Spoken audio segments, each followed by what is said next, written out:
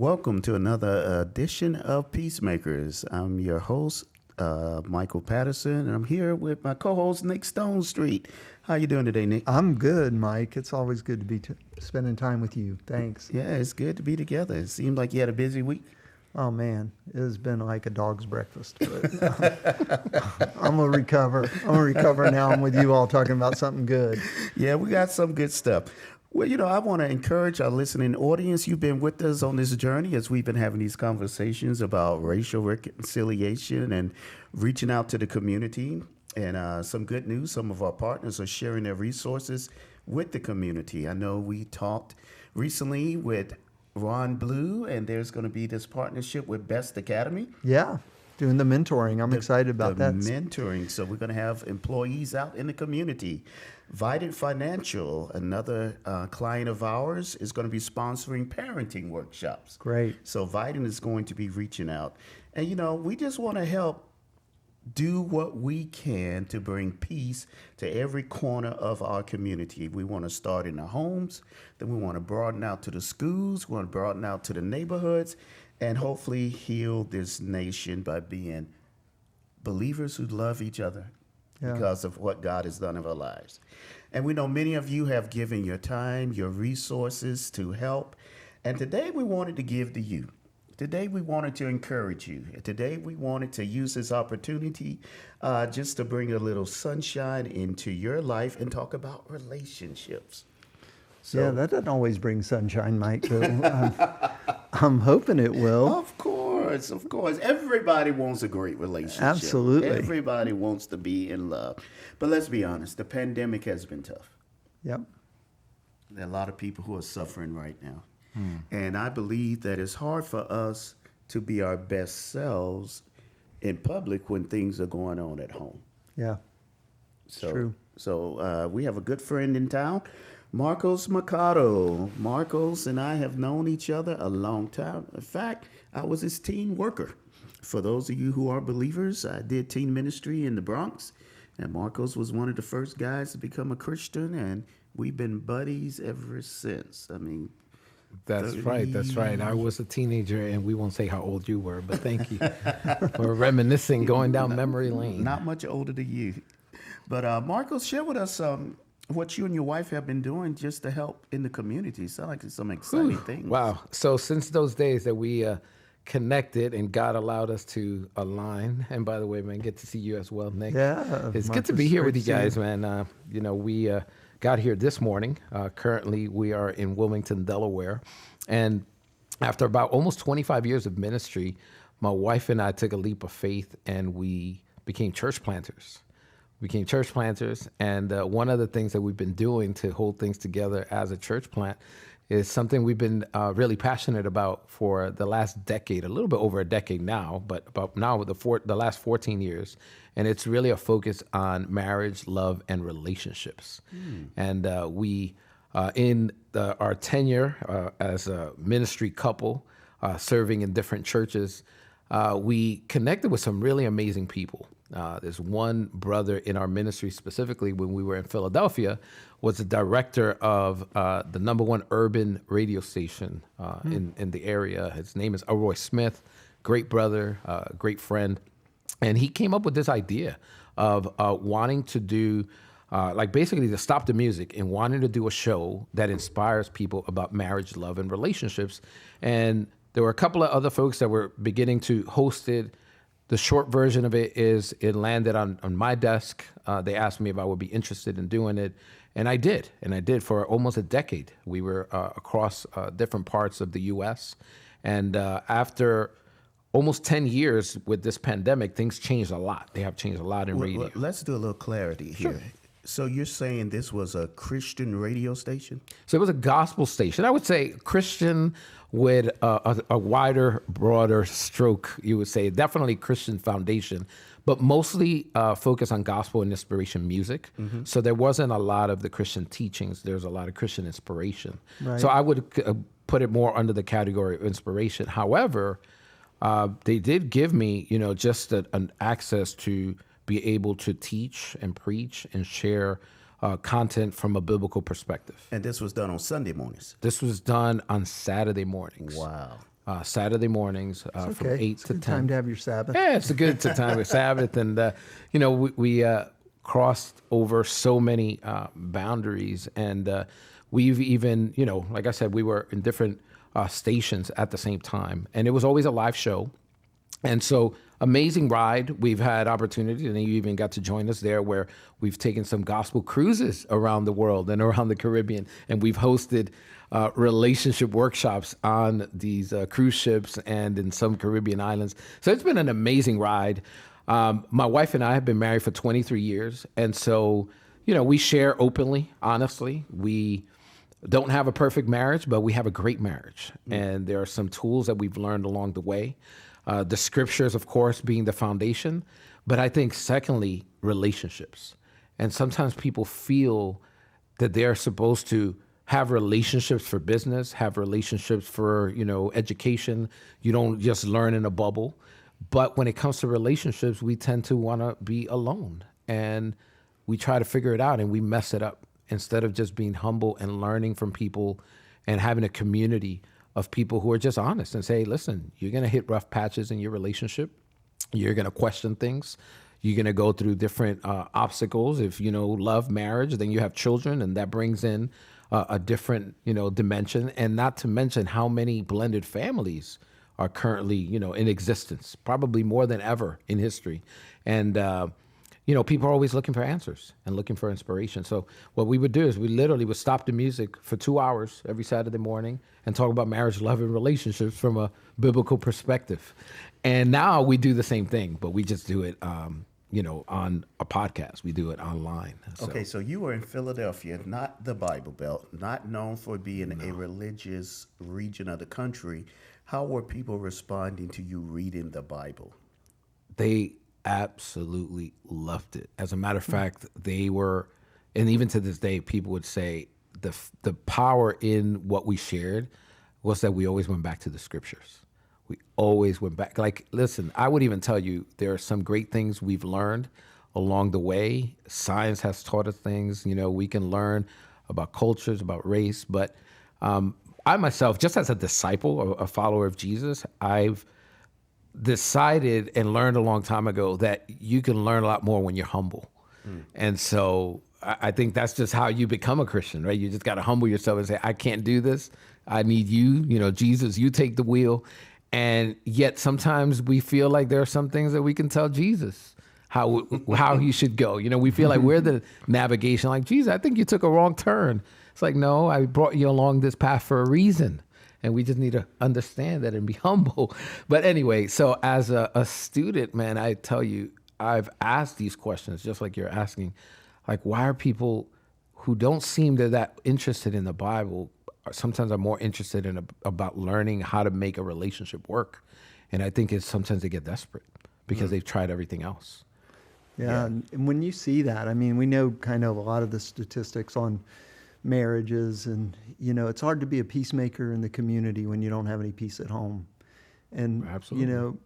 Marcus, as you think about it, what are some of the big broad strokes lessons that you've taken away about having peace between you and your wife and helping others have peace in their marriage relationships? Wow. So something I learned along the way, I don't remember even who said it, maybe it's been said multiple times, but I was always, as a younger Christian and newer in my faith, even as a newer pastor, I used to feel like you have to follow the Bible to get biblical results. And I actually think that that's not true, because there are a lot of people who don't follow the Bible that have good marriages. And you're like, how is it then?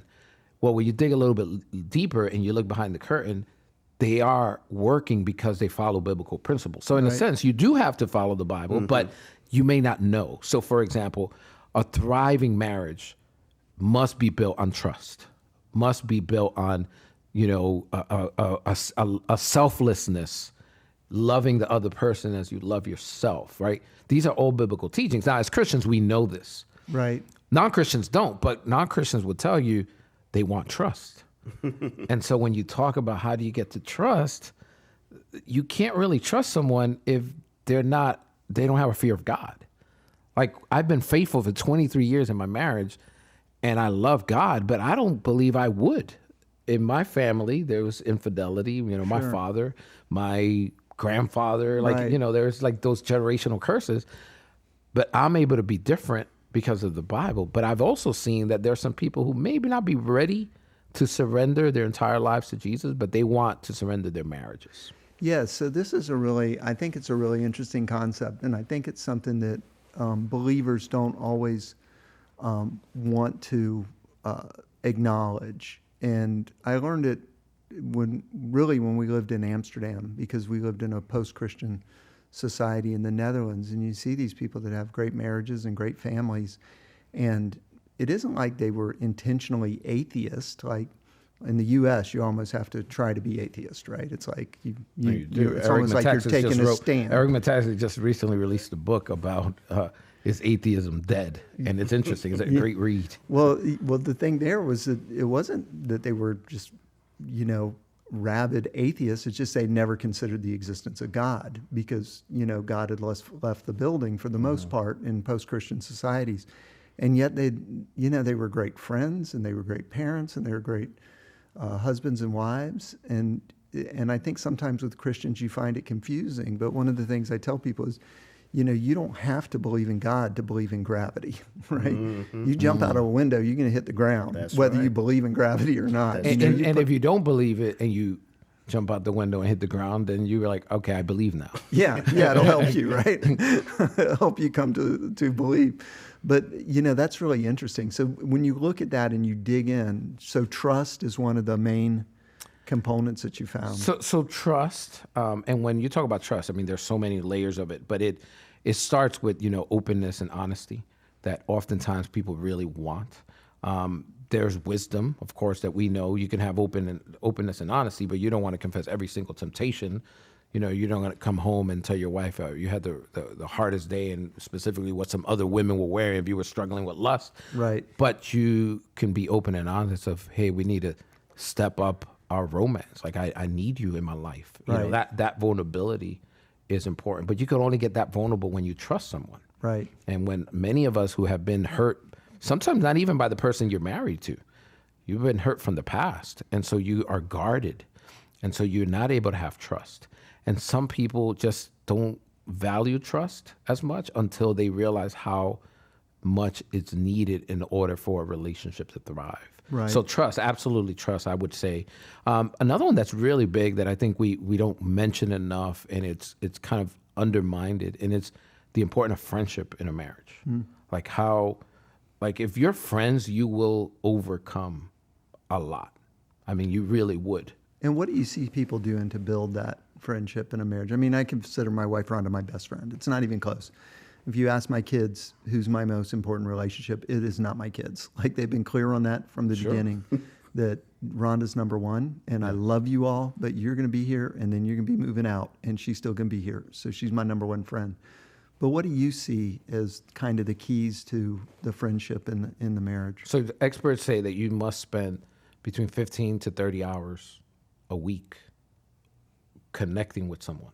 Oh. Now, you might tell yourself, that's a lot. I mean, I have work, I have kids, but here's the thing.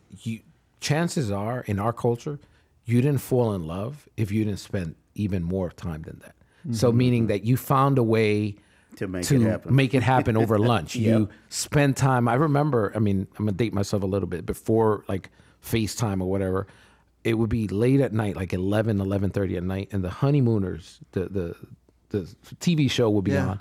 And my wife and I would sometimes watch an episode together when we were dating.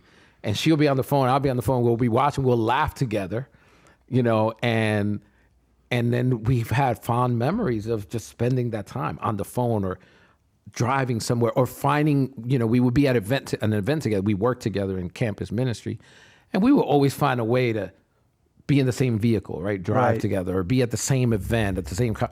You must spend time. So I think it's not intentional that we try not to be best friends, but it is intentional that you spent that time. So when you say that you're Rhonda's your best friend and your kids know it, it's because if you had to choose between doing something else and being with your wife, you're going to find, that time to find with your wife. Now, Absolutely. If you can't, you're torn. Right. And you know where your heart is. And she knows that. Right. So she might say, well, this week, But you can't put that off forever. Right. Like every week can be such a hectic week that you neglected your wife. Try that in a year. 52 weeks, you barely spend time, and I guarantee you won't be best friends. So friendship is very, very important, but it starts with the amount of time you spend together. I know you, excuse me, Nick, I know you talked about this research, was it the Gottman Institute did? So the Gottman Institute does a lot of great research if you ever look them up. But also there's a guy out there named Dr. Willard Harley, and he, how vocal can we be? How transparent here? I'll keep it clean. But Wes knows how to edit. here's what happened. Just say what you got to say. Dr. Willard Harley, if you're familiar with any of his research, is when he first started his practice in marriage and relationships and trying to help people. By the time people were coming to him, they were hanging by a thread, right? They were about to get divorced. So anyway, I'll give you the short version. He started advising people after trying so many things that didn't work. He started telling them just to make love every day. Okay. Like, make love every day, come back in a week. And they were like, it's quite an assignment. they're like, but they hated each other's guts. They were like, Right. Did you hear us? Like, I hate this man. I hate this woman. Like, I want a divorce. You're just, he's like, well, did you want my help or not? So if you do, then go ahead and do it. And so the ones that submitted and did it would come back, and they were doing a lot better than they were just in a week. And at first he was like, was it the sex? Like, what was it? And it was the time they were spending.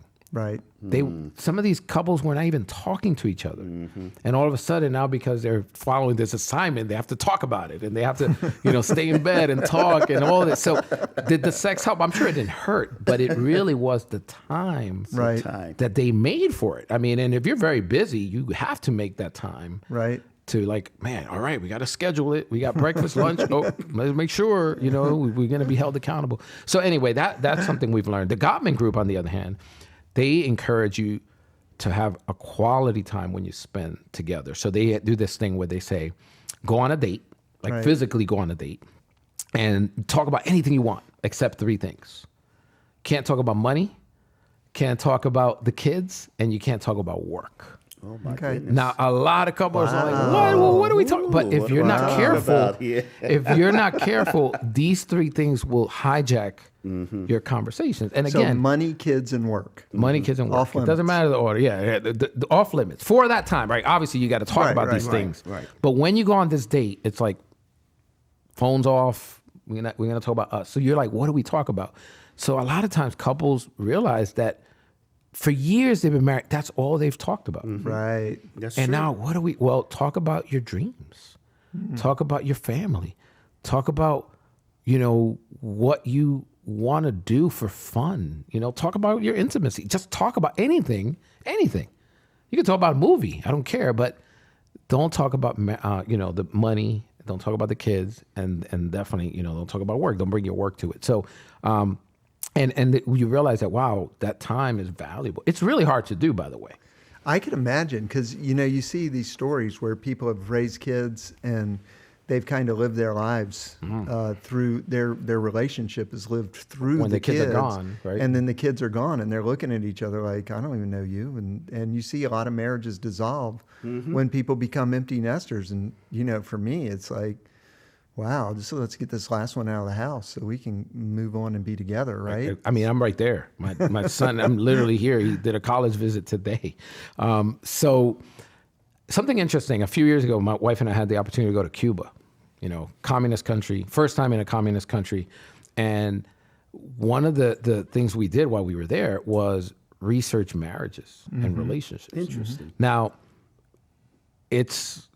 life is difficult in Cuba. It's hard. Of course, they want to paint this pretty picture. And if you go to certain parts of Havana, it's nice. I mean, as soon as you get there, I mean, you see these amazing cars that are from the 50s and 60s. And it's amazing. You get to ride in them.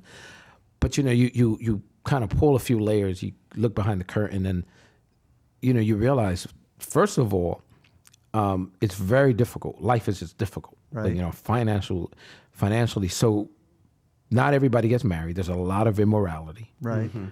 But when people do get married, they most of the time have to live with their parents. Okay. And so the divorce rate is huge. But to get a divorce in Cuba, it costs like $1, like America. Like it's so easy and it's so common that couples don't make it that they just can file for divorce for like $1. Like, and I was like, what in the world? Why? And so again, because there's a lot of immorality, but people can't work on their relationship while they live at home. Like you're just not free to Right. Got it. argue and have conversations. Yeah. So there's all this stress, and at the end of the day, you're just like I calling can't it do quits. this. So a young couple, we don't recommend that. Now, if maybe you have a situation where, you can live with your parents for a little while, where you're saving up, or there's a Right. separate living quarter, you maybe you can do it. But if you live in a small, tiny house, your parents are there. You could imagine how it would affect you. And that's very common there. So I found that really interesting. I've started to wonder how much, and I don't know if a study has been done in this, how much that's changing too with millennials specifically are getting married older because they're staying home. We don't even know what's going to happen with Gen Z. But, it's like people view marriage very differently now. Yeah. And, That's true. from a biblical perspective is, a man will leave his father and mother and be united to his wife and become one flesh. And it's like, what if you take that out of the equation? Leave your father and mother. No, we're staying. Yeah, there's no more cleave. It's kind of and hard to leave. become one flesh when mom is in the room next door. Maybe there's only a curtain dividing you. That's kind of strange. So maybe that's part of the reason. It works the way God designed it, and we figure out a way to redesign it. It doesn't work.